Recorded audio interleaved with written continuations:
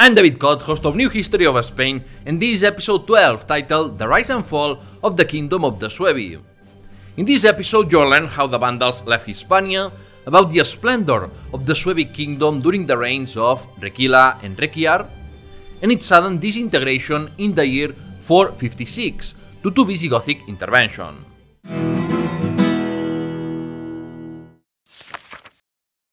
The Succession of Honorius. Before we start, let me clarify for those on YouTube that this isn't an episode solely dedicated to the Suebi. This is part of a chronological series on the history of Spain. However, if you want to learn the full political history of the Suebi and their kingdom in Gallaecia, I have published the episode titled History of the Kingdom of the Suebi on this same YouTube channel. You can find the link in the description.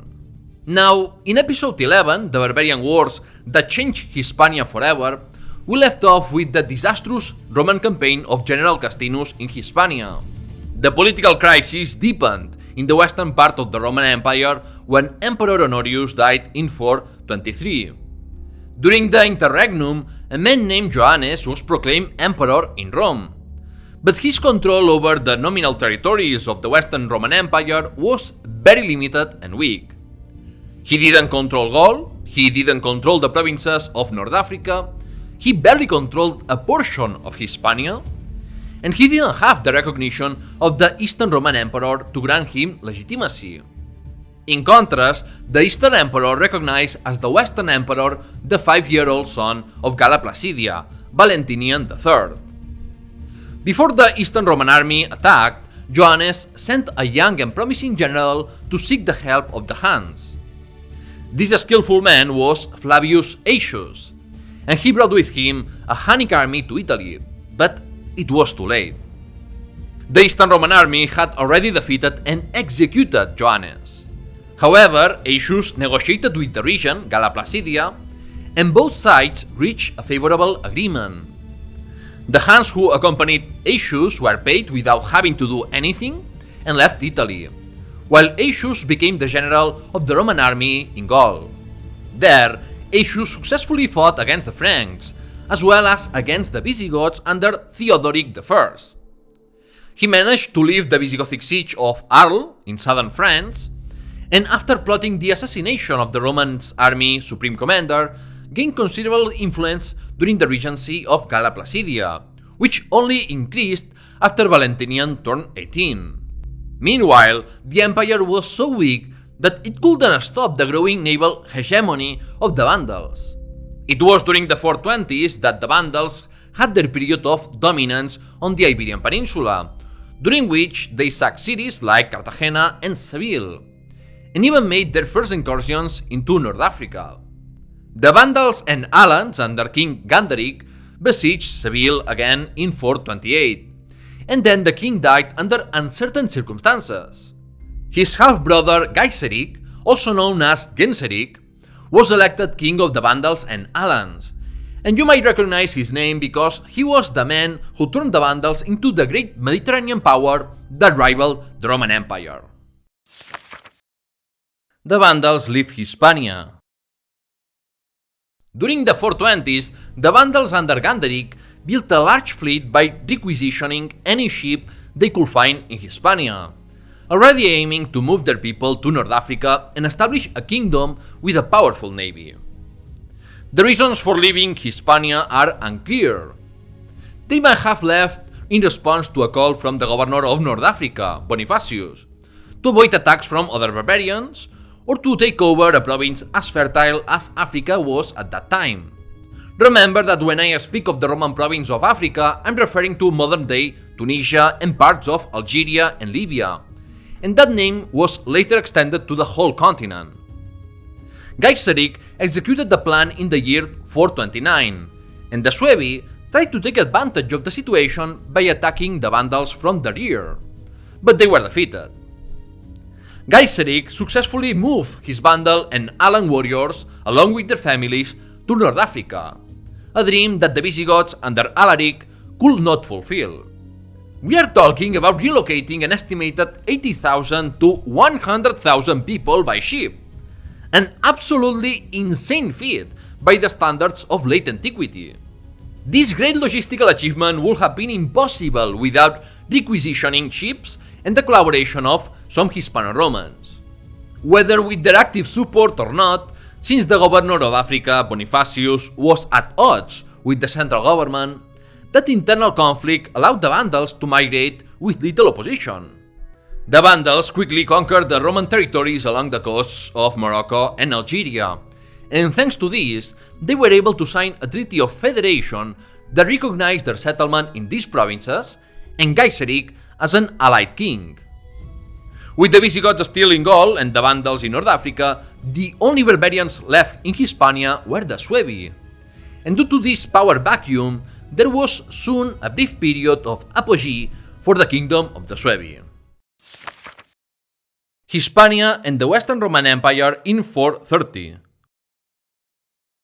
With the Vandals' departure, the Roman Empire regained control of the provinces of Carthaginiensis, Lusitania, and Baetica, at least nominally. The reality was that the empire had increasingly less effective control over Hispania, and instead, the Hispano-Roman secular elites and clergy were governing the Hispanic territories in a very autonomous manner.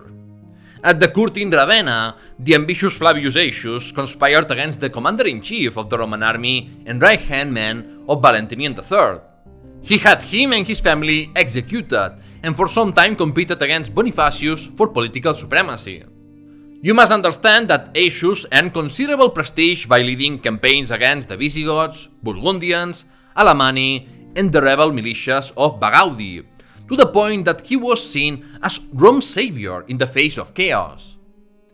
Aetius then fought against Bonifacius, whom he managed to kill, and with the help of the Huns, he became the most influential man in the Western Roman Empire, overshadowing the still regent Galla Placidia, the former wife of the Visigothic king Ataulf. Let's now turn our attention to what was happening in Hispania. Regarding the Suebi, it's unclear whether they already had a consolidated leadership under King Hermeric, or if there were independent Suevic bands, as might have been the case with Heremigarius, the man who led the Suevic attack on the Vandals' rear. The Suebi settled in fortified cities like Braga, Lugo, and Astorga, but it's uncertain to what extent they also populated and cultivated the surrounding countryside. We have literary sources that say that they were the barbarians who most quickly adopted a sedentary lifestyle, but this is difficult to reconcile with the recurrent raids. It might simply be that, like the Vascons during the Visigothic period, they raided because not all the Suebi had the means to survive, or perhaps they simply wanted to enrich themselves and acquire loot. Hermeric and the difficult consolidation of the Suebi in Gallaecia. In 430, the Suebi, led by King Hermeric, attacked the central region of modern-day Gallaecia, as it had not yet been subdued. However, Hermeric failed to subdue fortified cities, and seeing that some of the Suebi died or were captured, he was forced to restore peace.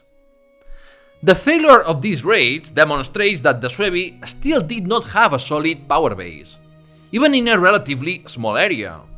The process of Suevic settlement and dominance over the Roman province of Gallaecia, which includes present-day Galicia, northern Portugal, Asturias, León, and Zamora, was slow and fraught with setbacks for them, as much of the local population was resistant to their presence and to giving them tributes and supplies.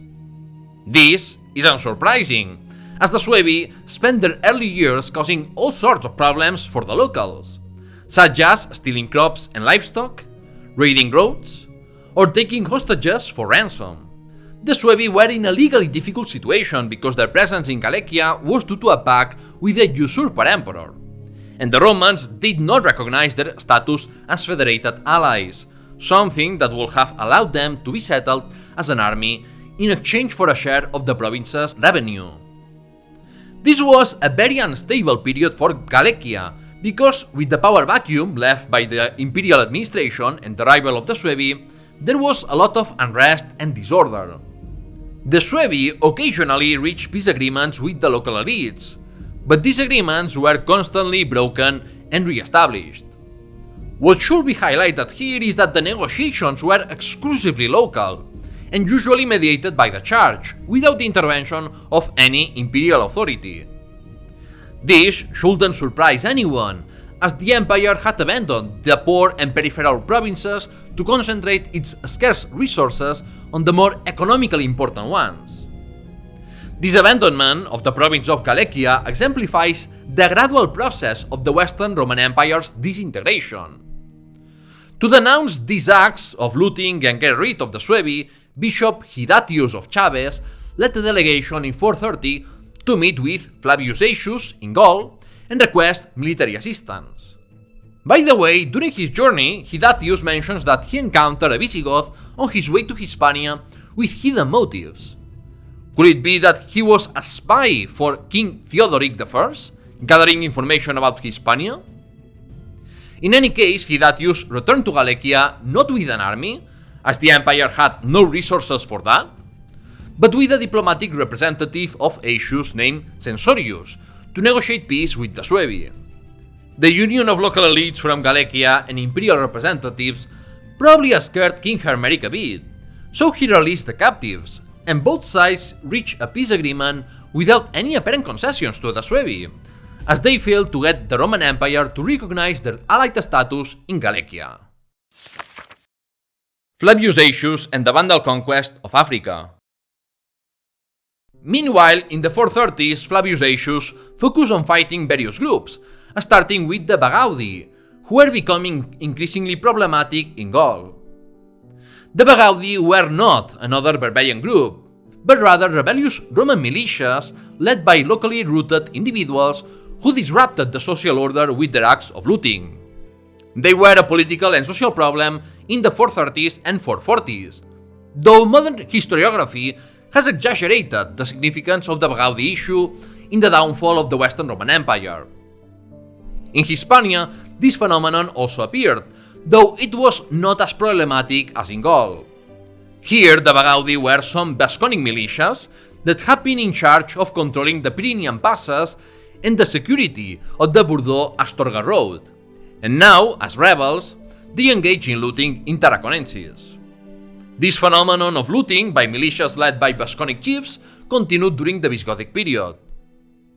Besides the Bagaudi, General Aetius fought against the Burgundians and the Visigoths to keep them in check and maintain their status as federated allies of Rome. Due to these problems, the empire lacked the resources to focus on Hispania. Like so many other provinces of the empire, Hispania was either devastated, under barbarian control, or under the control of autonomous Romans, making it increasingly difficult to recruit soldiers from within the empire.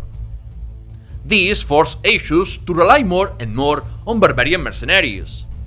And since there were not enough troops to defend the territory, the Vandals conquered Carthage in 439, and from there, they used their powerful navy to capture the Balearic Islands, Sardinia, and Corsica. Faced with such a setback, Aetius was forced to sign a new treaty with the Visigoths, recognizing them as a sovereign nation governed by a king, though the peace with the Visigoths did little to help combat other threats. In fact, some consider the Vandal conquest of Carthage to be the mortal blow of the western part of the Roman Empire, as without African grain and taxes, it was impossible to maintain the administration and the army as before. Roman African landowners were ruined because the Vandals confiscated their lands and goods, and the Roman emperor lost many of his most valuable estates. It was after the capture of Carthage that Emperor Valentinian III had to eliminate many fiscal privileges, even affecting the Church, and had to cut the number of soldiers down to just 18,000 infantry and 10,000 cavalry, according to estimates. As the Roman Empire's capacity to recover its former possessions and defend its territorial integrity diminished, more and more provincial elites opted to collaborate with barbarian kings to ensure their security and maintain order. Additionally, the Mediterranean ceased to be the peaceful Roman-dominated sea and became an unsafe sea plagued by pirates, severely impacting maritime trade and communication between the Roman provinces. The situation was so dire that in 442, Valentinian III was forced to sign a peace treaty with Gallaecia that recognized the independence of the Vandal kingdom. The Empire received back Mauretania Tingitana, presumably to give the impression that they had gained something, and that it wasn't a complete humiliation. In reality, they no longer had control over the Moroccan coast, and Berber leaders also took advantage of the situation to expand their domains. Thus, the 430s were more significant than people realized because, for the first time, the Roman Empire recognized the barbarians as equals, acknowledged the loss of many territories, and saw its military capacity to reconquer what was lost severely diminished.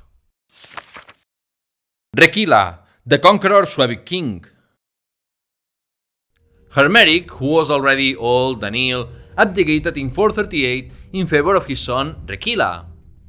Apparently, the Suebi did not have an elective monarchy but a hereditary one, or at least by that time the ruling dynasty's power was consolidated enough to bypass any election. It's also telling that Hermeric had to abdicate because he was incapacitated from leading an army. Being a barbarian king required being a capable warrior. While Hermeric was a cautious and diplomatic king, perhaps more due to circumstances than character, his son Rechila was much more belligerent and ambitious. In his first year of reign, Rechila broke the peace with the Romans and began an ambitious campaign to loot and conquer the provinces of Lusitania and Baetica. The move was bold, but Lusitania had been abandoned by the imperial government and Baetica was famous for its wealth. So if Rechila could conquer these provinces, the Suebi would be in a much stronger position. The timing was perfect, as the Vandals had left the Iberian Peninsula and the imperial government was fighting on other fronts. Before beginning his campaigns, Rechila secured the rear by making peace with the peoples of northern Gallaecia, who had not yet been subdued. After that, he marched south, and in Baetica, Rechila defeated an army led by a man named Andevotus. This army was most likely privately organized by Hispano-Roman landowners, as there is no record of Emperor Valentinian III sending an imperial expedition to Hispania. The Hispano-Roman army of Andevotus was defeated, and the treasure of gold and silver it carried was captured and distributed as loot among the Suebi. We don't know many details of this campaign, but in 440 the Suebi conquered the capital of Lusitania and of the diocese of Hispania, Merida, which they turned into a second royal seat alongside Braga. Signs of destruction can be seen in the suburbs outside Merida's walls in the first half of the 5th century, perhaps due to this conquest.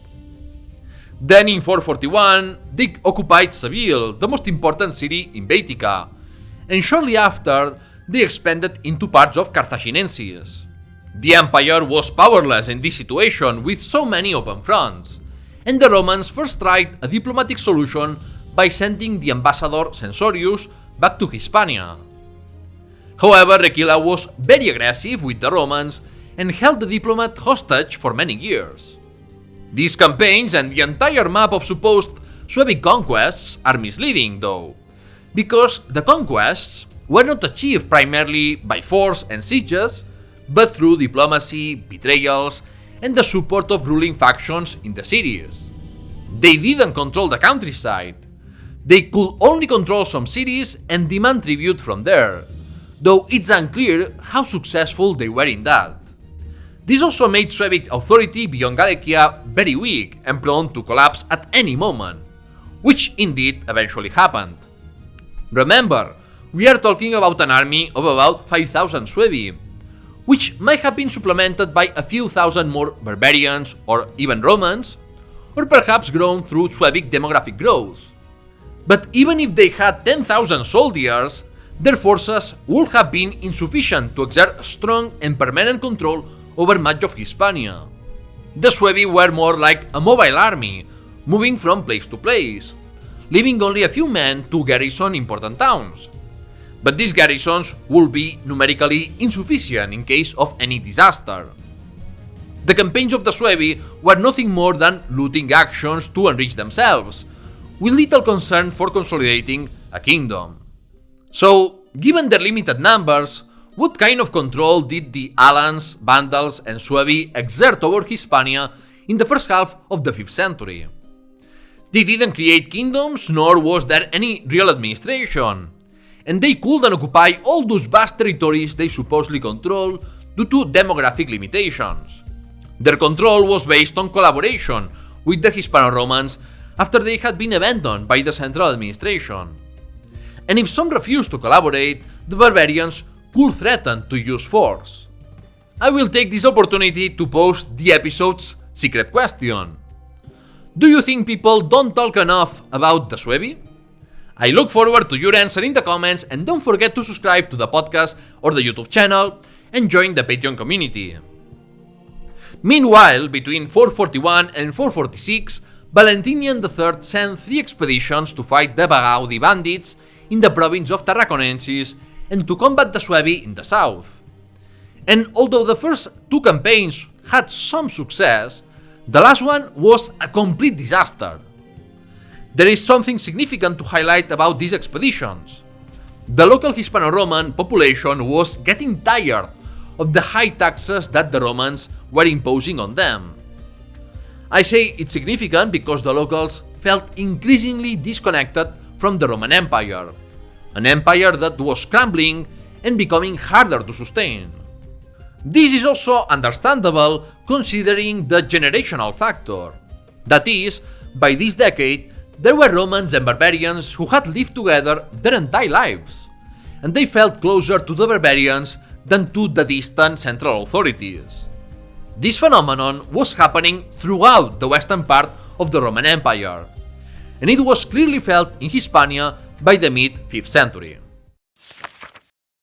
Rechiar, the first Catholic barbarian king.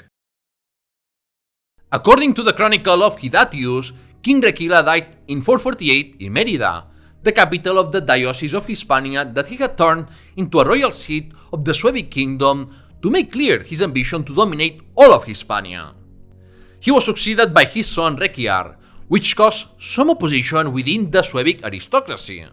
This opposition may have been related to the fact that Rechiar was the first Catholic barbarian king in Europe, 50 years before the much more famous conversion of the Frankish king Clovis. It's possible that his conversion before ascending to the throne was a political move to gain the sympathy of the Hispano-Roman population and the powerful clergy. But in any case, his personal conversion did not lead to a mass conversion of the Suebi to Catholicism. That would take over a century, and at that time, most Suebi were still pagans.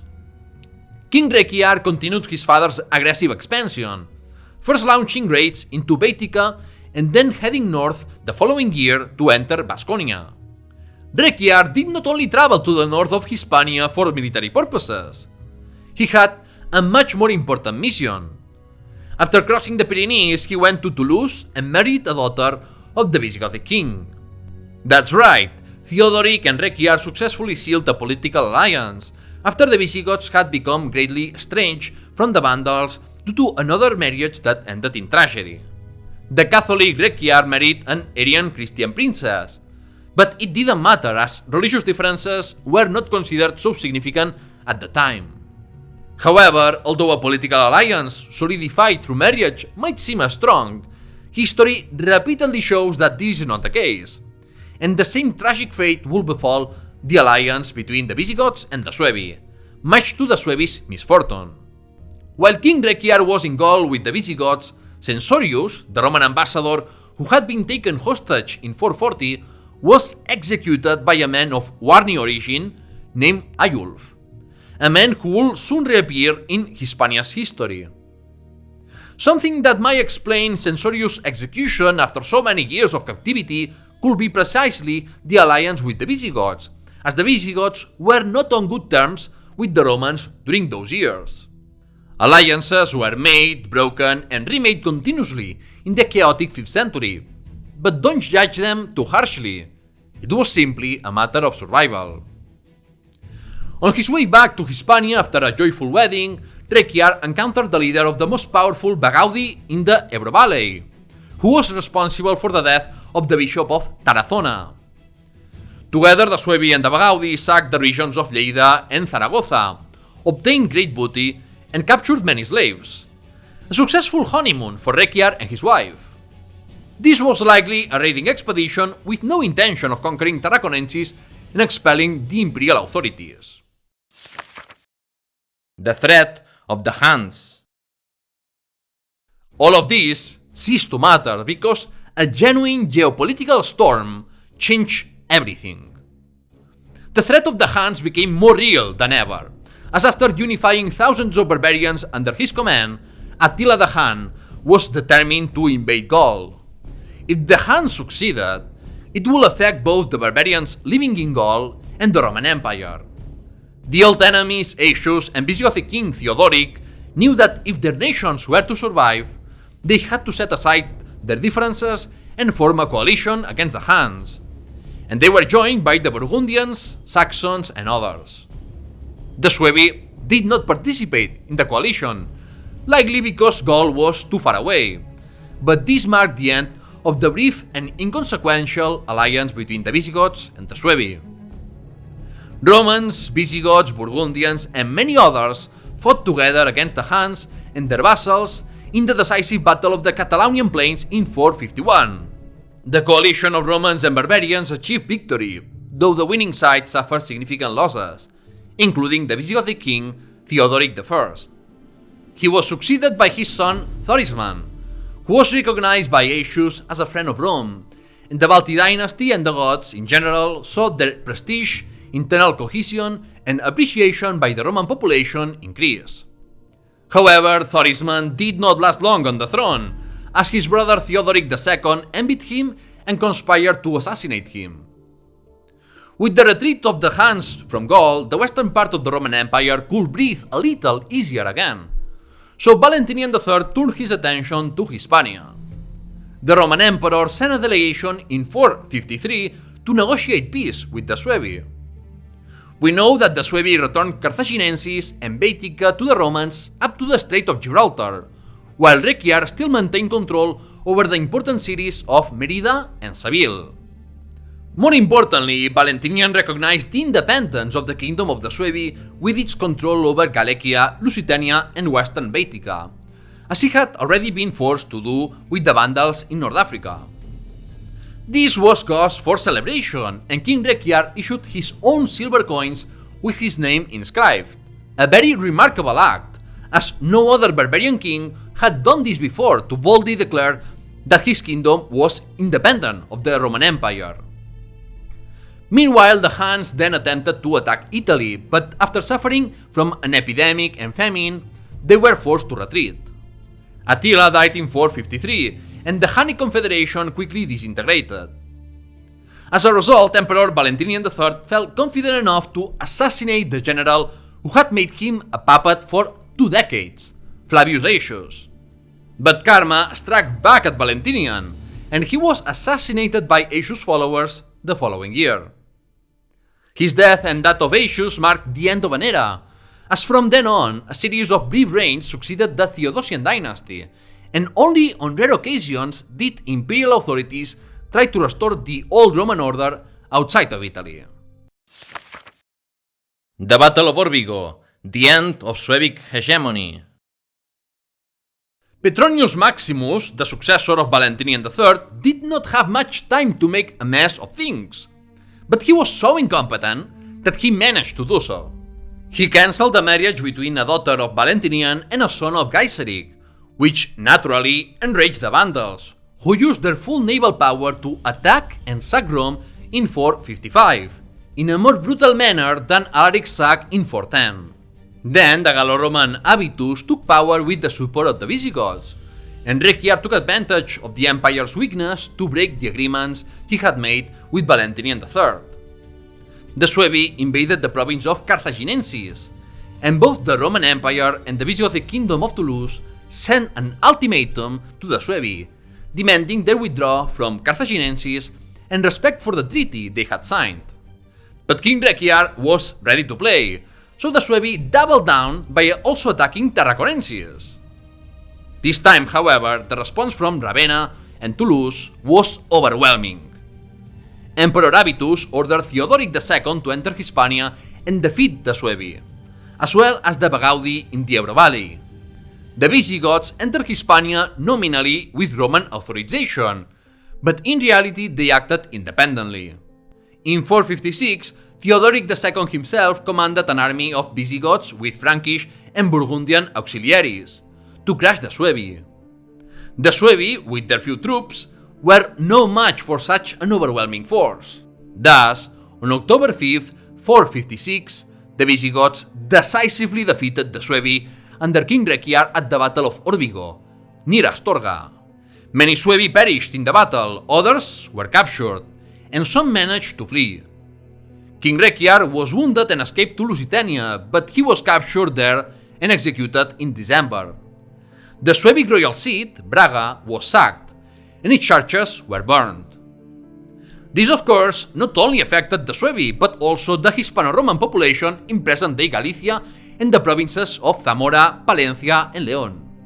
In his chronicle, Aetius expresses frustration and anger at the violent and savage actions of the Visigoths, who acted in the name of a civilized power like Rome, as it was seen by the Hispano-Romans. For the moment, however, Aetius rejoiced because he believed that the kingdom of the Suebi had disappeared. The disappearance of the Suebi? The Visigoths moved from Gallaecia to Lusitania and Baetica, taking Merida, which was spared from sacking thanks to negotiations with the bishop, one of the many examples of pacts between the Church and barbarians in the 5th century. Without encountering significant resistance, Theodoric II established permanent Visigothic garrisons and settlements, thereby expanding the influence of the Visigothic kingdom in Hispania. Although several waves of Visigothic migration followed, with the largest Gothic migration to Hispania not occurring until the 530s. Only the expedition of Emperor Majorian a few years later briefly restored imperial control over most of Hispania. The campaign of 456 led to the destruction of the kingdom of the Suebi, which had dominated part of Hispania in the previous decade. The rapid rise and fall of the Suebi demonstrates how weak the foundation of their power were, and in the end, the numerical factor was the decisive variable. Theoretically, Gallaecia returned to Roman control, but in reality, Theodoric II's victory created a power vacuum and a state of disorder, uncertainty, and civil war in the province that did not end until about 10 years later. The kingdom of the Suebi disappeared for a while, but to the dismay of Aetius and many local Hispano-Romans, bands of Suebi reappeared, causing a level of violence that had not been seen in the region for more than a decade. The question now is, where were the Suebi now that central power had disintegrated? On one hand, there were Suebi scattered in some garrisons in Baetica, who were not conquered by the Visigoths and the Roman service until 459. Imperial efforts, or more precisely Visigothic efforts, focused on that region due to its strategic importance and the fear that the Vandals might reconquer it. On the other hand, Gallaecia, the pillar of their power, was in a power vacuum that needed to be filled. In this context, Aiulf, the executioner of Censorius, reappeared. Theodoric II had appointed Aiulf to serve as his military client to govern the Suebi of Merida, as the Visigoths attempted to integrate the surviving Suebi into their kingdom, much like the Vandals had integrated the Alans. However, Aiulf had his own plans. He wanted to become king of the Suebi, and for this reason he rebelled against the Visigoths. Aiulf seized the opportunity because Theodoric's Visigoths had abandoned Hispania due to the death of their ally and puppet, Emperor Aetius, though the Visigoths later sent a small army that easily defeated and deposed Aiulf. In Ravenna, the Germanic general Ricimer and the Roman Majorian had led the conspiracy to depose Aetius and kill him shortly afterward. However, within a few months, there was an interregnum, and for this reason, the king of the Visigoths wanted to have a say in deciding who should be the next emperor. After all, someone like Aetius had been very beneficial to Visigothic interests, and it would be perfect if they could enthrone a friend like him. Unfortunately for the Visigoths, that did not happen, as we will see in the next episode.